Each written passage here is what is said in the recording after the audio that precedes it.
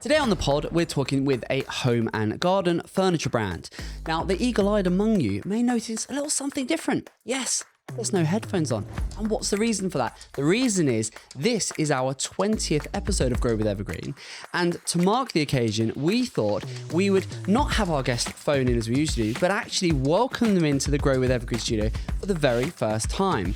The format's slightly different, but we're still going to get into those all-important marketing challenges. It's going to be good fun. Let's get into it. Welcome to Grow with Evergreen, the podcast designed to help you grow your business by providing practical insights into all things paid media, creative, and digital strategy. Every episode, we help home, garden, and lifestyle brands with their growth challenges by delving into their business, dissecting what they're doing, and defining a digital growth strategy they can take and deploy into their business. Let's get into it. Right, so welcome back, beautiful people. I'm not going to lie, I do feel a little bit out of sorts because I don't have my headphones on, and today I have a guest sitting alongside me.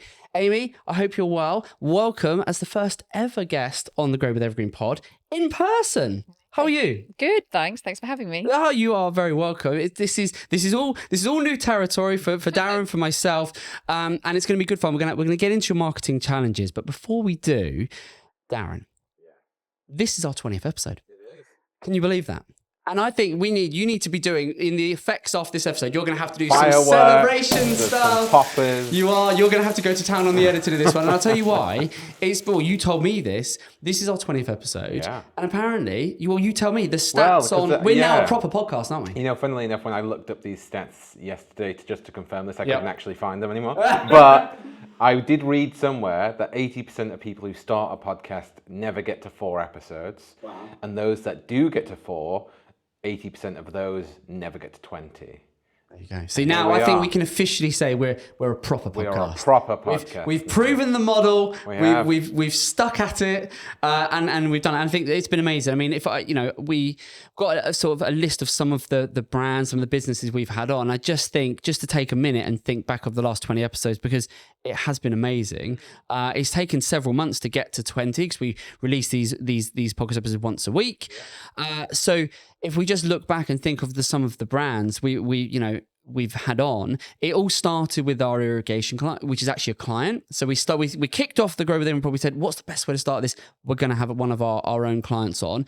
And then from there, we've had, everything. We've had garden centers, we've had interiors brands, we've had bed brands, we've had sofa brands, we've had small businesses and big businesses. If we look at the ranges of the sort of businesses that have come on, we've had 4 or 5 startups in those early stages with those sort of, what do we do and how do we dip our toe in the water, how do we get started?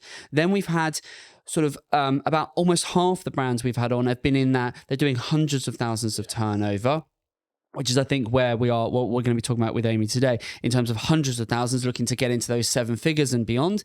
And then we've had, again, 7 or 8 of our brands have been already in those 7 figures, some into the 8 figures, and really been taking things to the next level. And I think it's just those conversations have been fascinating, very different, businesses at varying sizes. The commonalities throughout that, though, have been that they are all home, garden, lifestyle brands, and they've all got paid media and marketing challenges, and they all are happy to come on, be open, honest, have a really good, useful conversation that they hopefully take away some added value and some expertise, but also in sharing where they're at.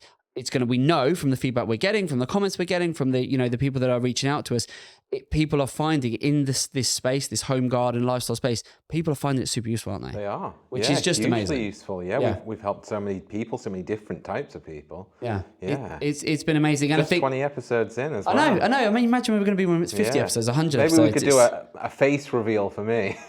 We should. Well, Mark, we'll have to think of which is the next milestone. Maybe at 50, and we'll do producer Darren. If people, if they go and check out the Tea Talk, well, you see, there you go. They can see my face anytime they like. Exactly that. Exactly. Yeah. So there you go. If you are a podcast listener or viewer, frankly, and you're thinking, who is this sexy voice in the background? These sultry tones, yeah, exactly that. And you want to see who producer Darren is, well, go check out the Tea Talks. There's a great reason, and also you'll get some huge value from those Tea Talks. Hopefully, you won't be disappointed. And I'm going to say also, you will get, if you check out our Uncut series, because as we're recording this, your episode of so you are about to front an episode of Evergreen Uncut, which is the first time we've done that. I know. So slowly you're taking over a whole everything. lot of Darren. It is, isn't it? And we love it. We love it. So, and just to go back to these first 20 episodes, what I think has been great is so many of them have been across. We've been talking about a lot about Google Ads. We've been talking a lot about Meta Ads, and then we've been talking a lot about strategy. So I think really what we can do is give ourselves a little pat on the back, because the format that we came up with, that we sort of dreamt up and thought, would this work? I think the early signs. Maybe we're doing something right, which is good. So yeah, 20th episode, and I just think what a brilliant way to sort of market is to have Amy in. This is going to be a great conversation. I'm really excited by this one. So Amy, sorry for our little dialogue there. Went off on a bit of a tangent, but very warm welcome. And yeah, so what we're going to do today, you know the format of the pod. So I'm going to run through just so that viewers, listeners can get a sense of your business. In fact, no, we'll do it different. You tell us. Go on, you tell us. What Field and Hawking is the business. Give us a snapshot. What is the business? Okay, so we are an online retailer of home and garden furniture and accessories. We do have a focus on the sustainable, so we do a lot of sort of things like teak root furniture for the indoor, and we try to provide kind of like a holistic approach, so kind of everything for the home and garden pretty much. But we started in 2010. And we were mainly an outdoor furniture retailer, but when we were bringing in these products, a lot come from sort of Indonesia, Vietnam.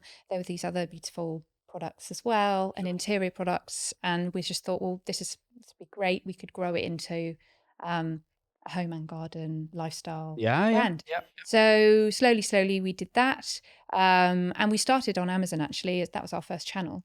And then the website came along in 2013, and then really now we are into our kind of, I guess, it's quite scary, but into our 10th year. So, yeah, amazing. There you go. I love that. So okay, so your stock home and garden furniture, it's a real mix, isn't it? You've got everything from, as you say, indoor. The way you structure the website, you've got indoor living, outdoor living, and then you've got teak root furniture. Yeah. What's that? So just when there's a big teak garden furniture market, and it's all plantation teak and sustainable from Indonesia.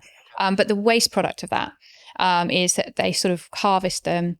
The tree sort of, regularly, and then the root was just going to waste. So they take the root of the tree and they make it into a base for a dining table, and it's with a glass top. So, but they also make side tables and stools and, some lovely other kind of occasional furniture with the root as well. Okay, I like it. And then you've got gifts and home decor. So you've got a real mix. You've got a real range there. And we were talking in the pre-chat about the sort of the recent history of the brand, because obviously you've been going for a long time. And I think it's fair to say for you guys, like so many brands, and we know this so well, that COVID was good. Yes. Really, the business really sort of boomed in COVID, and then post-COVID, been tough. Yeah. The business has shrunk. The business pretty much halved in terms of those giddy heights where we were doing sort of well over over $1 million, and now we've sort of shrunk back down a little bit. So to just paint a picture for us, build on that in terms of what's happened in the last sort of couple of years, and where does the business find itself now? What does the online look like? How reliant are we on the different channels? Are you still on Amazon? What's the website doing? Just paint a bit of a picture for us. Okay, so obviously COVID was took everyone by surprise, and we reacted pretty quickly. Fortunately, we were able to bring in quite a bit of stock and reap the benefits, but I guess nobody really knew what to expect after, right? And we had grown our customer base. We had started to sort of work on that side of the business more than we had done before, so we had confidence that we would continue to sell. We just didn't know at what level we would maintain at. And so then what happened, 2022 just became a really expensive year. So we'd put through quite a punchy forecast, and we're very optimistic, particularly in our outdoor, which, in hindsight, perhaps could have had a bit of a more measured approach. But at the time, it felt like the right thing to do. Okay. And so we then container prices went through the roof. Didn't adjust. When was that? That was 2022? Yeah. Is that when they really, because they peaked about 20,000, didn't they? For 40 foot. I mean, it was insane, and it was difficult to get hold of them anyway, because there was this whole bottleneck. You've probably spoken to other clients. And so if you could get a container, that was great. So it was almost this mad dash to to get that and to have something to sell as well, because obviously we'd sold out of a lot too because of 20. Yeah. So similar stories I expect to a lot of your other businesses you've spoken to. Then, so we'd committed to that. Okay. And so we probably spent as much on the stock as we did on the shipping. And we had obviously grown our team as well. So not only had we had a significantly higher overheads, we also bought a ton of really expensive stock. And then 2022 was a bit of a iffy, and into 2023 even a bit of an iffy weather pattern. And so we didn't sell what we hoped to sell. And so then that left us in gone from this sort of complete feast to famine situation. So it was challenging. And on top of that, then sort of working with other agencies and so on at the time that we'd hired someone as well. So we went through we brought it back. We had an agency, we brought it back in house. Okay. So then we were sort of self-managing the Google ad campaigns and all of the digital marketing ourselves. And so so it's gone from sort of very big to quite reduced in quite a short space of time. So what does it look like now? What revenues wise? What are we doing at the minute? So it's going to probably hit around 600 this year turnover. Okay. Difficult to say, because August has been really good. Nice little bump there with the weather. But we're looking to do probably about that. So that's about half of what we were doing in COVID. And of that, that's all online. Correct. So how much of that is website? How much is that is third party? So Amazon's and anything else where we are? Yeah. So it's about, I would say at this point in time, we're looking at about sort of 70% online via the website, about 15% Amazon, and then the rest is direct customers. We have some commercial clients and people that call up and just are repeat customers. Okay. So that's quite we're growing that side of the business too, but yeah, that's about the... And are we on to any other third parties in the mix, or is it just Amazon? We've started with eBay this year, mainly just for our outdoor cushions. We'd always thought about doing, but that's been quite a slow starter. That's fine. Okay, fine. So 70% of our sales are our own through our website. Great. How are we driving those sales? So what are we doing? Google Ads, Meta Ads, what are we doing to drive that? So at the moment, the number one for us, and has been, all the way through, really is Google Ads. It's a drug that we just can't get ourselves off, isn't it? Even though we want to. And, we've always had this ambition to just do so much better than we've done on SEO and improve our organic positioning. But what we found over time, so we started with a really basic website and like a Magento 1 back in 2013, whatever it was, and then we transitioned to Magento 2. And we'd built up a decent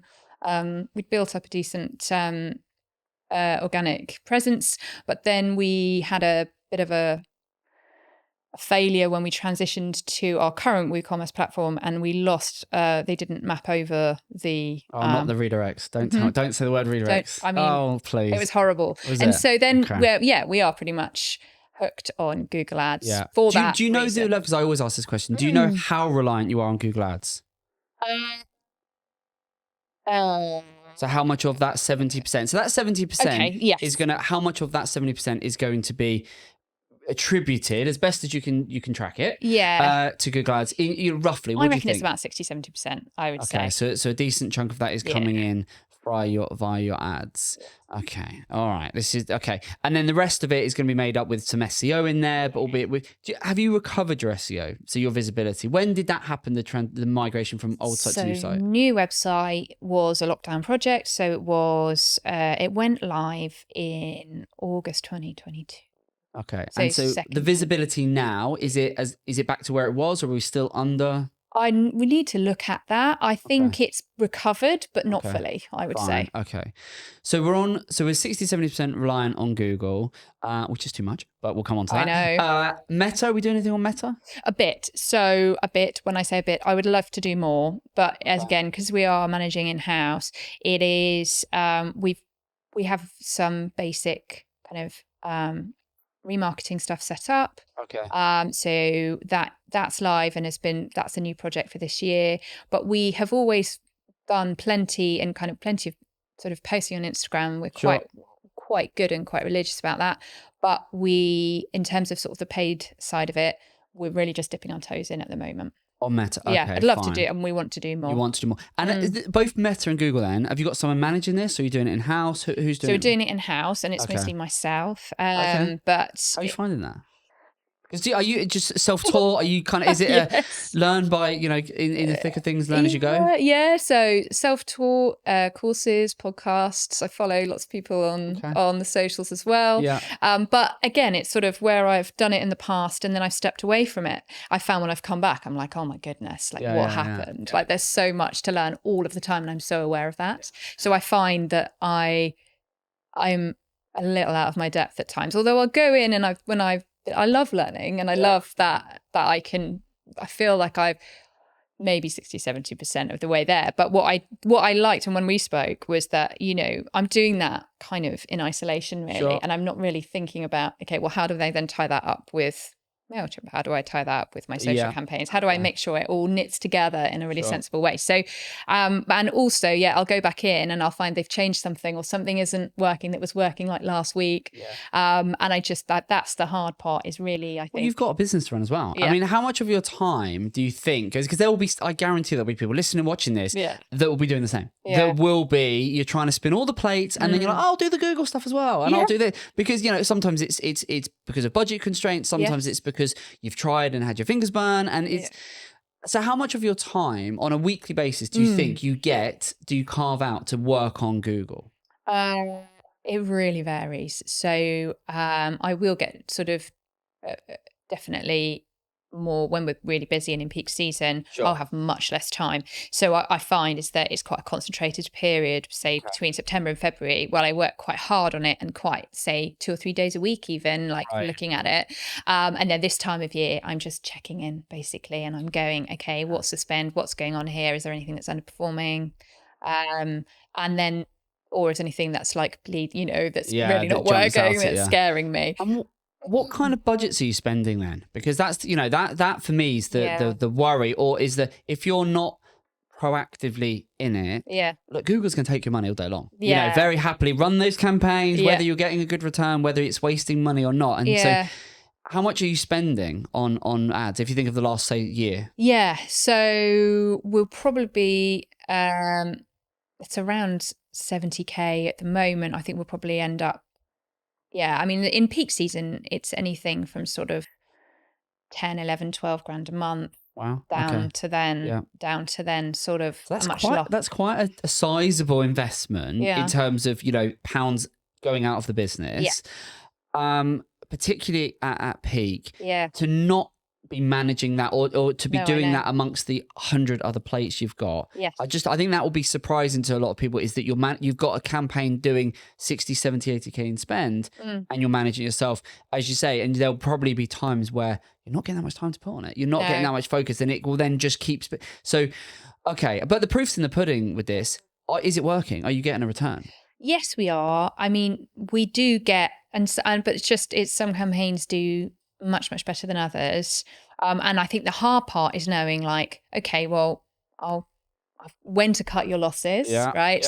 When to go, okay, maybe it's just building, and then next week I'll get a load of conversions, right? So why is it working 1 minute and then it doesn't the next? Yeah, 100%. Relate to that. And for example, last week where we had temperatures of 30 degrees, for example, and the sales were phenomenal. And I saw the conversions come through, and that was great. So that's really good. So we're ready, I think, when things are going well. But it's the hard part is knowing, okay, well, why aren't they? Yeah. Why aren't they converting? I've got the videos in there. I've got all the stuff they've asked me to do. It says it's 97%. I'll forget the optimization score. That's not worth the. But all of these. It's written on. You feel like you've jumped through every single hoop. Yeah. And then you're like, but it's still not. Yeah. Why is it not working? So at an account level, what ROAS? So you're putting 70K in this year. Yeah. What are you going to get out in terms of what it's going to attribute and tell you in terms of sort of ROAS, but in terms of value? So you put 70 in. What are you getting back out? So Good question. When we get, so what we're looking at the moment, it's not performing particularly well. So I think we're getting sort of three to four times uplift on that. So where some campaigns do much better than others, but average it's about that. About 3 to 4. Yeah. So just to run the math then, if we're going to do, if the business is going to do, say 600. Yeah. And if we think we've got because we'll just work it out. So if we think we've got a 70-ish, what do we say on Google? About 60 to 70% reliance. Yeah. That would mean that the is in around the region of about 400 of that 600 is going to be coming via Google. Yeah. Does that sound about right? That's right, yeah. So, and if we said it's somewhere between 3 and 4. Yeah. So if we then, let's do a bit of quick math. So if we then said we're spending, what did you say, 70K? So if we did that, so that would be, you'd be doing the best part of 300. So how many campaigns are you running in your ad account? So have you got some that are like standout performers? Are you doing a brand campaign that's going to lift the average of the account? Yeah, so we've got a brand campaign.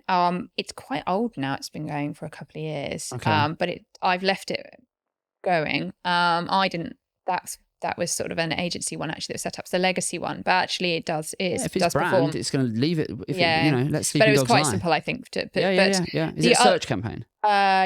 Yes. Yeah, branded search. Leave that thing. That will convert all day long. Yes. Leave it. Yeah, absolutely. And I always feel like maybe that's one where maybe they've done a bit of looking and then they come back and they remember your name and they type it in and then they go back. Absolutely that. Yeah. So which that'll be the cheapest clicks you ever get.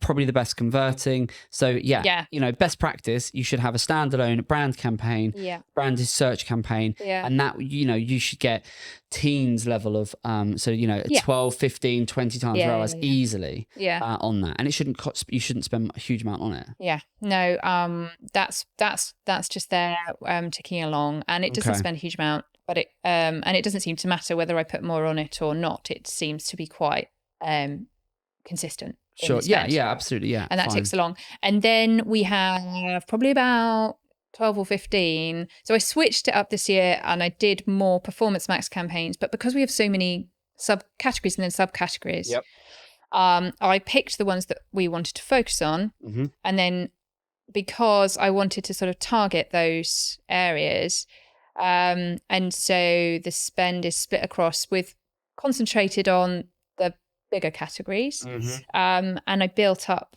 I would say, there's still some search and shopping, but very little really. Okay. And it's mostly Performance Max. So now, but what you said there, 12 to 15 campaigns. Yeah. That's way too many. Yeah. That's way too many. That needs some looking at. So that we shouldn't have that many campaigns. And I'll tell you why. Because you've got different campaigns. So you've set it up, just one to say. So you've set it up, different campaigns with different I guess different categories of product. Yeah? Is that the way you've structured it? You sort of, this is going to be on this type of product, this is going to be on this type of product. Fine, grand. So that's fine. But on your level of spend, and if you think about where you are, so let's say, Google Ads right now, we're spending 60, 70K. We're getting probably a 4, maybe a little bit more return, somewhere in that sort of ballpark. Brand is going to be lifting the average. If you have, I'm going to jump on my thing here. So if we said we're spending 70K a month, a year, that would be good, wouldn't it? Yeah. Hey, we'll get there. We'll get there. So yeah, don't have a heart attack. Yeah. But that's in 3 years. Exactly that. Yeah, think big. That's it. Yeah. So if we're doing 5.5 to 6, so 70K. Yeah. I know the seasonality plays into this. So some months you'll have, like as you say, 10K, and then others you'll rein it right in. But if we looked at an average and said, you're spending 5-6K a month across the year, that's roughly an average, right? Yeah. So that amount of money, what you've got to remember is, if you've got, let's just keep the math simple. So if we were spending £6,000 a month, let's just say, if we're then dividing that by 30 days on an average month, that's £200. Mm-hmm. Okay. That's £200 a day on a 6K spend. Yeah. If you've got £200 a day and then you've got 12 to 15 campaigns, how much? No, you won't spread you won't spread the budget evenly across these, but how much daily budget is going to be going into each of those campaigns on average is really pennies. You may be talking, you're going to you must have campaigns with what, £10, £20 budgets? There are some. I mean, they're mostly, and it might be fewer than that now because I did go through and have a bit of a. You're a bit of a cull. I did, yeah. Okay. After we had that initial chat, I was like, oh, maybe I you're going to need to rein it in, but, Yeah. Because otherwise, and it's a very common thing we see all the time is, but what so many small brands try to do is be all things to all people and go, well, look, we've got 10 different product ranges. We've got lots of categories of product. Therefore, we want to promote everything. And sometimes there is a use case for saying we need to actually want to test the market. But if you've been running ads pretty consistently for years, and as a business you've been going for years, you're going to know, if you delve into your data, which are the best sellers. Yeah. You're going to know where you make the margin. You're going to know kind of every brand kind of knows what they're known for, what they sort of, oh, these are our staples. These are our, we consistently sell these things, or we make a good margin. We could, these are our best. What you need to do is focus. Focus is the key word with this, because otherwise you take a budget of a 5-10K budget and you sort of think, well, that sounds like a lot of money that we're spending. But actually, when you then break it down, okay, there's 30 days an average month. And then if we've got X amount of campaigns, suddenly you go, well, hang about. Either if we spread that daily budget across X number of campaigns, you're going to have lots of campaigns with 10, 15, 20, 30 pound budgets. When you then look at your cost per click, how and you again, if you're going after competitive terms, if you're in a space where there is lots of competition, which frankly these days is most sectors, you then start to go, well, actually our cost per click is only going to allow, or our daily budget based on our cost per click is only going to allow a handful of clicks a day. Then when you start to think, well, how many clicks do we need to get a purchase on average? The math just starts to stack up, and you end up then going, well, okay, we're running a campaign where it's only going to get, at best 1 or 2 purchases a week. If you're only getting 1 or 2 purchases a week, what's going to happen is the Google's Performance Max algorithm, any campaign you're running is never going to be able to fully utilize its learnings and really kick it in. Yeah. And what then happens is campaigns struggle to get out learning. They never fully get into their flow. They never fully get going, which then means your CPA, so your cost per acquisition, goes up because you're not maximizing the performance of those campaigns. And it's because the math just doesn't stack up because you're not getting the volumes into the accounts. Now, not every campaign is going to be conversion focused, but if you're e-com, as you are, sales is the name of the game. So less is more with this. And so I think, and as you say, when we spoke before, that is exactly what, I advised then and I'm advising now is, you need to have way fewer campaigns and actually think about which, based on the CPCs, based on your best performing products, that's where we should be focusing. Because then what you can do is you can prove the model. If you focus for 6 months to go, right, we're going to choose our best 3 categories of product or something like that. You run that. Once you can get that to a point where you can go, our margin allows, and we can see that actually we get that campaign to a point where, okay, we're spending $3,000, $5,000 on that campaign. Because even $3,000 a month, it's only £100 a day. It's not a huge amount, but if you can get to the point where you go, for that type of product, I'm spending 3K, I'm getting a return of 12, 15, and I'm 4x, 5xing the performance of that campaign. My margin allows me to do that. Therefore, that's good. If I can maintain that, then what you do is you then put that in isolation, go, well, that's working. Yeah. What's next? And I think that is what I would be doing from a how to optimize Google. But all too often, that's not the case. And that's not what people do. So do you know if I said to you like right now, what's your best sellers? Do you know, like, what is your best selling category line? What is it? Yeah, so sun lounger cushions are probably our biggest seller. Sun lounger cushions. And how much is one of them? Do you buy them in pairs individually? Individually we sell them. So they're 110 at the moment each. Okay, so 110. Do you do much around like sales, Black Friday, stuff like that? Do you do much? We've tried to engage with that in the past, but it's the wrong time of year really for us. But we do promotions. We do our own kind of, but we haven't sort of found the right kind of one to get involved. So with. if you buy, one for 110, a pair of them. It's the same. So we don't do multi-buy. Oh, okay, fine. So you don't do them as like a pair or anything. So you just buy £110 and good margin in that? Yes. Right, grand. So, and proportionally, what sort of volume or percentage of your sales would be in that sort of that category of product? Okay, so for something like the sun lounger cushions, it'd probably be 70,000, I would say. Okay, so like this year. 10% of Yeah. the revenue. So 10%. And do you think compared to other categories, is there any others that are a standout that would represent 10% of your turnover as a single product line? Before we go any further, are you enjoying today's episode? If so, you'll love our other show, Tea Talks. They're short, informal chats where the Evergreen experts and I share actionable nuggets on all things paid media, creative, and digital strategy that we use daily when growing our clients' businesses. And best of all, much like this podcast, it's completely free. So if that sounds like something you'd be interested in, see the link in the description. Now, let's get back to it. Come close would probably be, because we sell individual teak garden chairs. So we do folding and we do fixed. Okay. And a lot in the industry don't. They do sets or sets, right? Okay. And so we offer a bit of flexibility there. And so a lot of people do come for us for like extras, spares, top-ups, or a set. Okay. And those volume-wise do quite well. Yeah. But the margin's not as good. Fine. Certainly in the folding ones, they're more budget friendly, but the fixed ones are a little bit better. Okay. But the distribution costs are high. Fine. Okay. So this is exactly the thought process I'd be going through. Is I'd be looking at each of the core categories. Start with, well, what do we sell a lot of? Then go through exactly that process, and you go over what is the margin there? Is the distribution there? Does it make sense for us to be pushing marketing budget behind that? And then so let's use the sun lounges or lounge cushions as an example. You know, at the moment, what I'd be fascinated to do is and what I would suggest you do is go into your Google Ads account, because if you're running Performance Max, have you got a campaign right now that is focused on that as yes, I do, and it's the top. Yeah. Is it the top performing one? Well, it's the top spend. I can't say but it performs decently. But actually, the last few weeks, it's not been performing how I expected. But so it's got its own Performance Max campaign. Yeah. Right. Okay. And do you know? Again, you probably won't. But do you know roughly how much you've spent on that campaign versus the others? Probably not. But this is the thing, and these are the things you'd go and and go and look into, because if you think, and you might just be surprised that actually. What you want to see is for that line of product, how much of your budget has gone in to that as a product line, because you might actually look at it and go, well, look, as an account, we're getting a return of 3 to 4, but actually those lounger cushions we're getting 4 or 5, higher. Yeah. And then you might actually think, well, I want to attribute more budget there. What I'd also be doing is look at within that campaign itself. Once you can attribute more budget to it, you then want to be, I mean, how are your campaigns set up in terms of the goal? Are you got them on conversion value?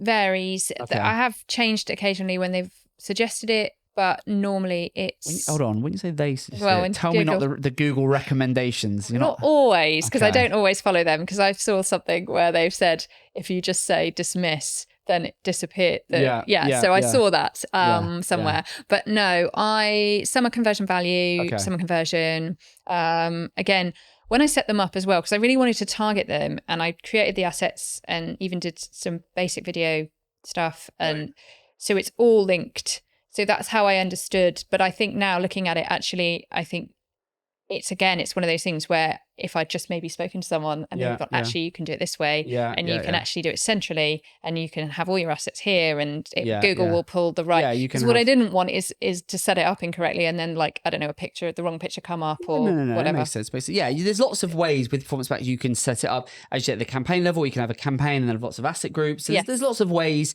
and there's a school of thought for, I'll have it this way, have it that, but ultimately. Test and experiment, and measure. Performance Max is a black box within a black box, so you're not going to get as much data as you would with shopping or search and so on. Yes. But Google is absolutely pushing brands to do Performance Max, because why? It gives Google more autonomy. Yeah. Then you add in the recommendations from Google, which, let's remember, Google's recommendations as a default is going to be essentially give us more control and more budget. And that's really Google's stance. So, and anyone listening, if you ever had a Google rep phone you, that tends to be what they say. I'm your account manager for this quarter, and I recommend you spend more and turn on all auto recommendations. And you go, thanks very much, bye, bang, phone down. So it's, but what I think you need, what I would be doing with this and what I would challenge you to do is go and have a look at your the performance of those sun lounger cushions, how much budget has gone in, what is the return, and then within that, what you want to do is go into Performance Max, look at the product performance. So you can go into products, you can export the product performance. So open up a good sized date range, and then look at within sun loungers or sun lounge cushions, and you can do this for every category, what are the standout performers? And potentially, if you know as a business, look, sun lounger cushions is a good seller for us. We can get them, we can stock them, we make the margin, etc., etc. If the business case is there, then I'd be looking at sun lounger cushions as a whole and saying, am I happy with the performance of that? I'm getting a 4 or 5 times return, whatever. If you're happy with that, great, dial it. If you're not happy with that and you say, oh, it's okay, but I could do with it being better, then look at the products, because, well, then you need to do some number crunching. Again, it's a little bit thing, but it's very doable. Is what you want to know is proportionally from Performance Max, what percentage of Performance Max is actually being attributed to shopping. Generally, it's going to be 70% plus. Oh, really? So a lot of, even though it's labeled Performance Max, a lot of the reality of where people are going to be buying, and that's, I know that from the plethora of home garden brands we work in. So as a general rule, 70% thereabouts is going to be attributed to shopping. If you know that, what you might consider, feed only campaigns. You doing any of them? No, I don't think so. Feed only basically means you strip out all the assets and you essentially, as best you can, you try and force Google to say, yes, I'm going with a Performance Max campaign because that's what you want me to do. But what I want you to do is really double down on shopping. Yes. And if you do, and if the data shows you that 70% of that, 60%, 70% of the sales are coming from shopping, why wouldn't you do that? Yeah. You strip out the assets, you give it it's like the minimum amount of information you can to get the campaign live with no issues, but really you're just focusing on the feed. It takes a little bit of, and Google are actually making it more difficult to do, but you can still do it. Okay. At the time of recording this. Yes. Next week. They might, who knows, we'll see, but you can still do that. That will mean you might see the value then go up even more, go 80, 90% and beyond. But also what you'd be doing, and we do this all the time, is we will pull off the product performance. So 12 months worth of product performance out of that Performance Max campaign, and then just look at the best sellers within that category. So you look at all of, how many sun lounger cushions do you have? So we've got a range. I was going to ask me now. Like roughly 14 colours. Yeah, so 14 colours, and it's just a single size? Yes. So you've roughly got 14 different SKUs, products. Yeah. Right, grand.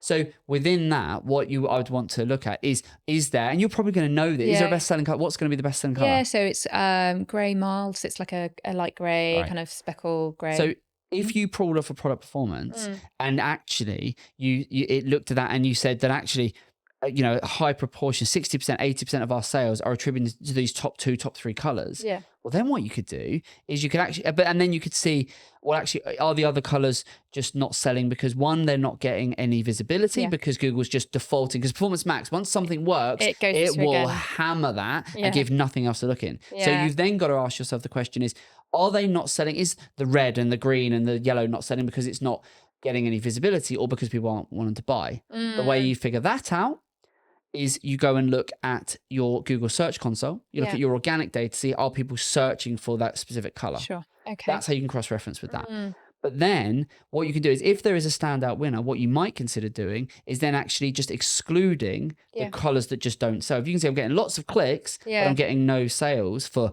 the green one or the red one or the blue one. So don't bother with them. Well, why? Just exclude them. Yeah. Because then, and that's a way you can, they're all marginal gains about how you can improve the performance of that campaign. Yeah. So you're sort of taking a layered approach. You're going, right, I'm not going to spread myself across 12, 15 campaigns. I'm going to do fewer campaigns.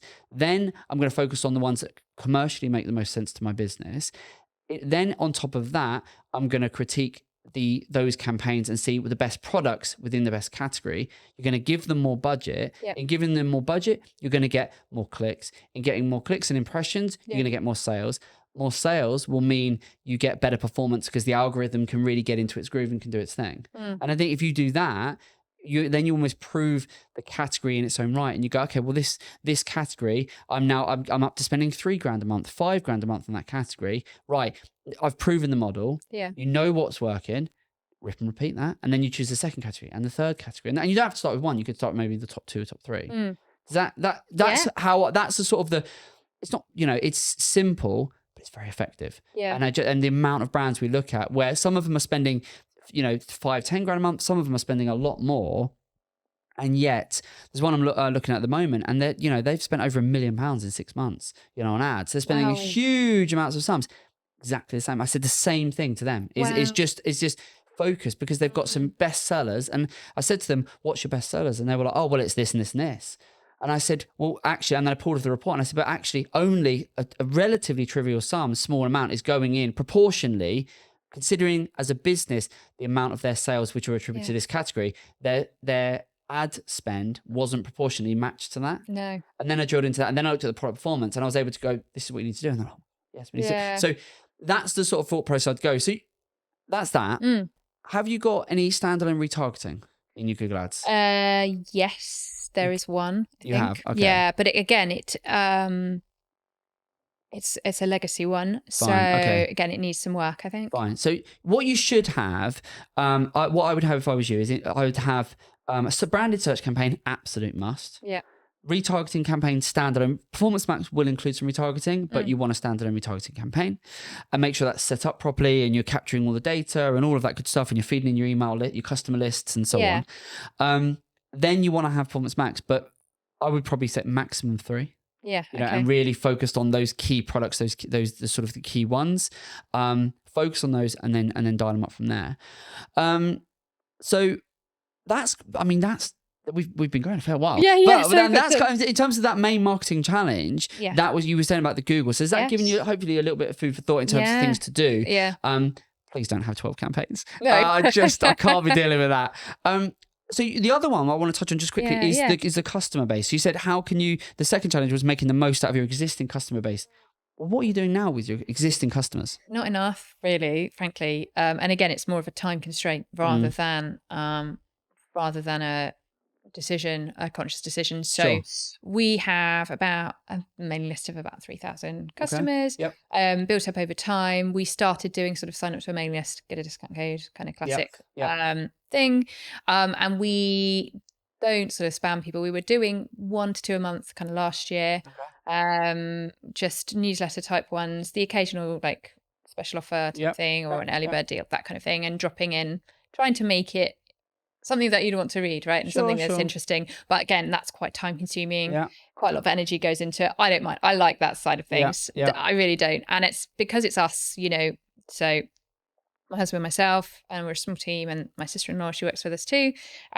So often it's a lot of our voices coming through, which is nice. But again, I don't think perhaps we're doing it as effectively as we could be. And again, we don't, there's so much in there. There's so much in MailChimp now that we're just scratching the surface again, really, I think. But are you still actively sending emails? Are you still doing them? We haven't done very many this year, so we've probably only done 3 or 4 this year. You see, you are literally leaving money on the table.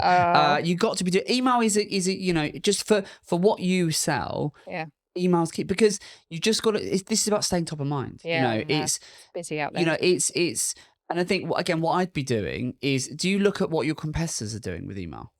Yeah, definitely. So be signing up to all your competitors. Like, make sure you're doing that. Get all of their emails. Just create a little automation role in your email inbox. So all of your competitors' emails just come in, and you have a little competitors folder, and they all just come in, so it doesn't spam your thing, your mailbox. But then when you're thinking about it, you can get ideas, you can get inspiration. Right? Do that, because that will give you loads of ideas, and it saves you sitting there going, right, what am I going to do? How am I going to do it? So make sure you're doing that. And I think, email, you know, at least 2 a month, you know, because if this is one of those products, you know, what you're selling is a product that it's a lifestyle product, as you say. And so you don't need it until you need it. And then, you don't want it until you want it. And then, and as you say, you're going to see with seasonality, and it's just, this is a staying top of mind exercise. So make sure, I would definitely be doing email. I'm worried you're going to say no on this. Are you leveraging that customer list back into Google for retargeting? Are you actively re-uploading it? No. Okay. Right. So are we uploading into? Are we doing it into Meta? Have you got? Because you said you're doing a little bit of Meta. Yeah. So are we loading the customer list into Meta for retargeting? No. Oh my God. It's getting really frustrating. I got a bit nervous. And this is why. Oh, let me guess. Is it the GDPR thing? Yes. Good and I'm like, but I've got this customer data, and I've just got to make sure I'm doing. And I wear so many hats. So But have they? But you've got that list. You haven't bought that list. No. They've opted in. They've bought from you. Or they've subscribed. Yeah. We had we had a competition thing where we had to sign up, but they signed up, and they signed up to the. What are you worried about? What are you worried about? Honestly, that is madness. There's nothing to worry about. If the only time you have to worry, and I'm no GDPR expert for, just to pull it out there, but cover my own back. Yes. But essentially, if it's your own data and people have opted in, they've raised their hand, whether they've bought, whether they've subscribed, no issue. There's an argument that even if they haven't opted in, if it's as long as it's not a personal email, then, but you're not B2B, but you can then, legitimate interest. But for you, end users, if they've opted in, then you have no issue. And also, just as long if you're using MailChimp, you're going to be including the you can unsubscribe here anyway. Yeah, so if they really don't want to, they'll unsubscribe. Yeah. So it's stop worrying about that. The amount of people I speak to that are so worried about that. I get very nervous. And you need to upload that customer list. Now, Meta and Google won't they won't be able to connect, all of those. But so if you upload 3,000, you might get half of that, 40%, 50%. Sure. But that's as long as you can get over 1,000 into a list, it means that list will run on Meta, which means you can instantly retarget to those people. Okay. That is an absolute no-brainer for you to do. It means all of those customers, you can just pop up in their Facebook feed, their Instagram feed, and say, hey, this is us. We're running a special offer. We're doing this, or 10% off, or, come back and buy from us, whatever. Okay. That, run those ads, but feed that in. And for you, because you're going to start relatively small with Meta, I would be running what's called an Advantage Plus campaign. It's the Meta equivalent of Performance Max. Okay, sure. Right? And you can feed it lots of different creative and lots of different options. And then from an audience perspective, you can define your customer avatar, who they are, demographic, location, some audience signals and so on. But you can also then bolt on and layer onto that. Here's our customer list. Have you got the Meta Pixel on your website? Yes, I did do that. Okay, amazing. Well done. But it was a lot of these things I find as well, because we don't have in-house IT. Yeah. I've got a third-party guy who's brilliant. Yeah. But I've got a list as long as my arm of things that I need him to do. And so oftentimes I'm like, right, can we just fix this, please? Because I've tried myself. So oftentimes it'll be me just going, well, I'm sure I can do that. Yeah. And then going, actually, no, can you please do it for me? But if you've got if we've got the Pixel, because that's going to be key, having the Pixel, on that, but again, having the Pixel is great, but are you then using that audience to connect into your Meta Only ads? Very recently. Okay. So again, all developments for 2024. Yeah. But this is all about keeping the brand top of mind. The way I look at this is, I would say, look, what I would want to understand as a business, where are we right now? Where do we want to be? So the first question, which is very much about what does success look like? Where do we want this business to be? Then it's about understanding your reliance on the different pillars. That backbone of digital marketing guide, I think you've read, I've sent it to you. That is key to understand your reliance. We know as a business we're 60-70% reliance on Google Ads. So, but only a tiny proportion of the people that come to your website, however you get them there, via an ad, via email, whatever, only a tiny proportion of people are going to buy, because this is a considered purchase. Yeah, sure. I'm not going to wake up one morning and go, I urgently need a new, outdoor table. It's not going to happen. It's going to be a considered purchase. I'm going to shop around, sure. So your job is in part to drive the footfall to the brand, yes, but arguably more important is staying top of mind. You have got to stay top of mind. How can you do that? Email is a great way. Email capture, data capture, so have pop-ups on the website, incentivize that, like the things you've been doing, but then utilize things like Meta, things like Google, to be able to keep the brand top of mind. It's what we do for every single one of our clients, is focus on retention as well as acquisition. Because a theme we're seeing, and I'm talking to so many brands on the pod, but just generally, is, look, it's tough out there right now. Yeah. So many brands, are finding it tough. So many stories I'm hearing of brands going, we had a great COVID and now actually it's been really tough. And, 23 was hard. And for some brands, 24 is feeling even harder still. And so what we're, recurring piece of work that we're doing for lots of our clients is going, look, we're going to have to make every pound being spent work so much harder. Yeah. How do we do that? Raise the bar on your creative, but make which is one of the reasons why we introduced the creative services, because we knew we needed to do more video and motion graphics. We needed to just make our creative that much slicker for our clients.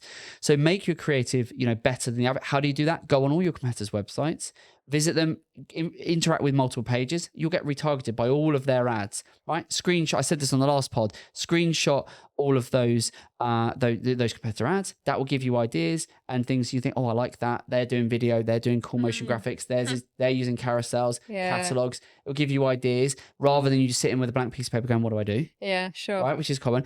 So raise the bar on the creative, but then you need to stay top of mind, and that's the retention piece. Yeah. Because I think at the moment, acquisition, so the price it's going to cost you to buy a new customer is going up. Yeah. If you were to run the thumbs, it's going to be way more expensive right now than it was, say, a year ago to acquire a customer. If you look at what I have to put in, like it. Your data, I can pretty much guarantee, will show that what you have to spend to make a sale is going to be higher. And that's true of almost every brand we're working with. I feel like I've spent probably about 20, well, and it's probably to do with a bit of mismanagement too, but I feel like I've probably spent about 20% more this year. That is a story. And you know, don't put yourself down. I think the fact that you're managing this yourself alongside running the business, spinning those plates, I think is admirable. I think you are you know way more than most people that I speak to. You really do. I think, to your credit, you definitely know more about this. The fact that you can go, oh, Performance Max this, and you're talking asset signals, you're talking audience. This is beautiful. So I'm loving this. I know. I feel like I'm talking to a fellow geek, which is great.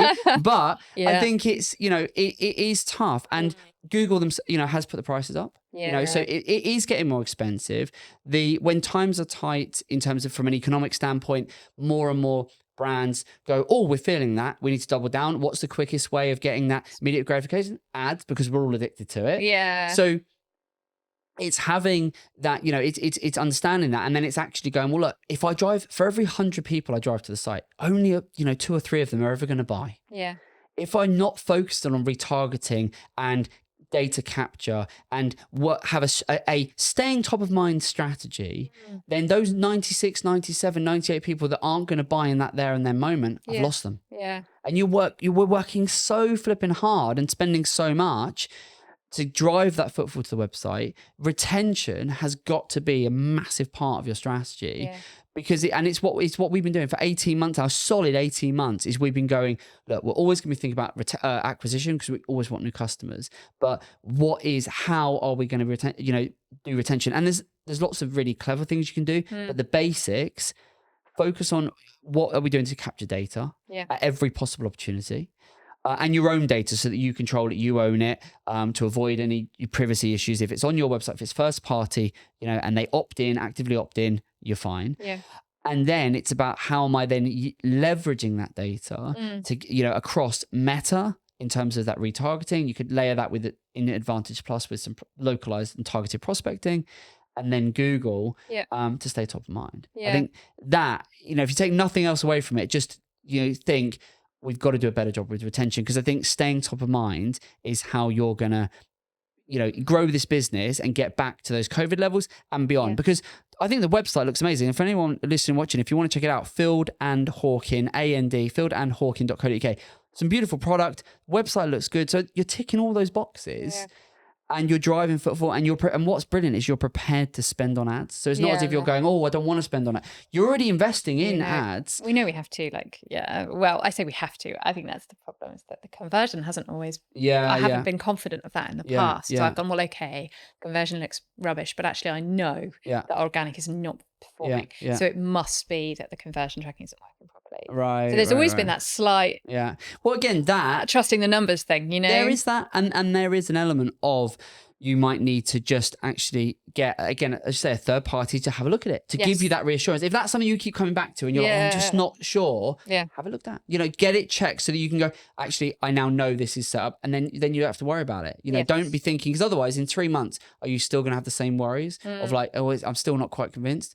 Like with data-driven attribution, it is difficult to be able to get a single source of truth and be able to say, Meta contributed exactly this. And that is difficult. You're not going to get around that. But what you can do is ensure that the data you're seeing as an overall, at least that's accurate. Yeah. The old cliche is, I know half my marketing's working, I just don't know which half.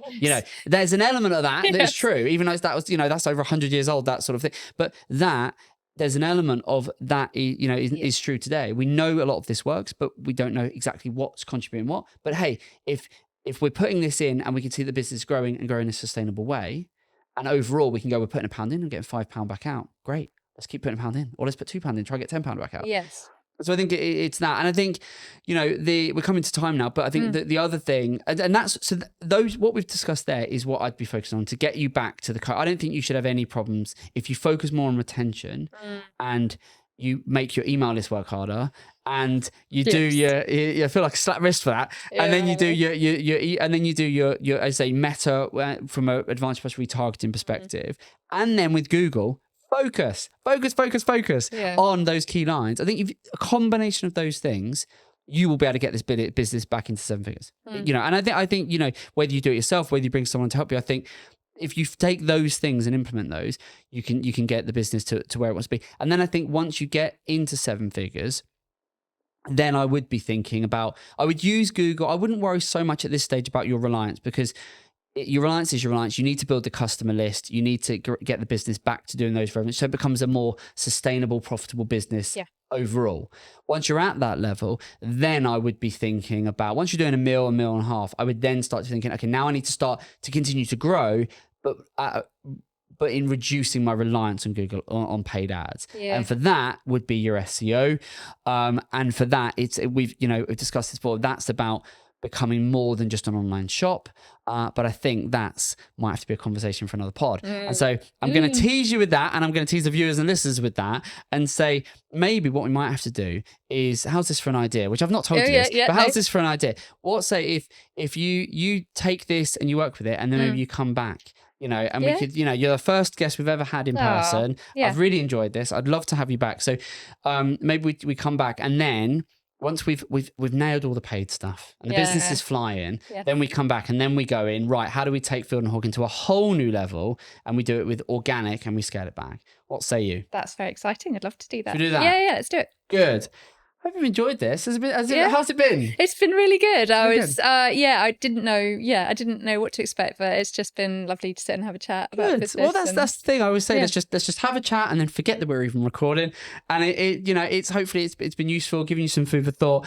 I've loved it, and I'm thinking, Darren, how have you found it? It's been great. I've really enjoyed it. I mean, I'm really excited for the idea of what this is going to look like. Yeah. As the sort of resident video man, this is it's always nice to have more. You've got something more. You're not just going to have my pretty face to look at. You've got Amy as well. I think it's a bit different. So it's been good fun. But yeah, Amy, thank you so much for coming on, for being honest, open, and having a really good conversation, because I can absolutely guarantee that what you've seen, what you're going through, so many people will be able to relate to it. We'll be going through the same thing. So you would have helped loads of people sort of reassure them, okay, it's not just me. It's not just me that's going through this. And also, I think fair play to you, because if you're doing all of the many plates you have to spin when running a business, and then you're doing your Google ads, and you definitely know more than the average when it comes to all that stuff. So well done you. Oh, thanks very much. Take a few of those little things away and implement them, and keep us posted how you get on. And there you go. So that was Amy, great brand. As I say, go and check them out, fieldandhawken.co.uk. It's been good fun, this. I'm thinking we might have to do more in person. What do you think? What do you think? So you're listening, you're watching. Very well, if you're listening, I suppose it's not too different. Not that different. Well, the audio quality might be. Oh, yeah, you never know. There you go. If you're listening, there you go. Can you tell the difference? There's the question. Can you tell the difference? And if you're watching on YouTube, what do you think? Do you like it? Do you not? What do you think? Love to know. Should we be doing more in-person ones? Because I've really enjoyed this. I think it's good fun. Hopefully we can take those sort of ideas away, implement them and grow that business. And hopefully it's been useful here and giving you some reassurance and some food for thought in terms of things maybe you're not doing, maybe you should be doing. If you haven't already, make sure you subscribe on YouTube. You can now listen to us on Spotify as well as Apple Podcasts, which I've got to get in the habit of saying. Obviously, everything goes up on our website. You can click in the menu on the top right-hand corner into the Growth Marketing Hub, and everything we push, all of our podcasts, our Tea Talks, Evergreen Uncut, it's all on there. So make sure you check it out. We've got loads of really interesting content already out, and we've got some very interesting guests coming up very, very soon. Thank you so much for joining us, and we'll see you on the next one. All the best. Take care. If you enjoyed this episode and want to see more, well, on the left side of the screen, you'll find a video that YouTube has hand-picked just for you. On the right, you'll find our latest video hot off the press. And don't forget to share your thoughts in the comments, subscribe, and hit that notification button. Thanks for watching.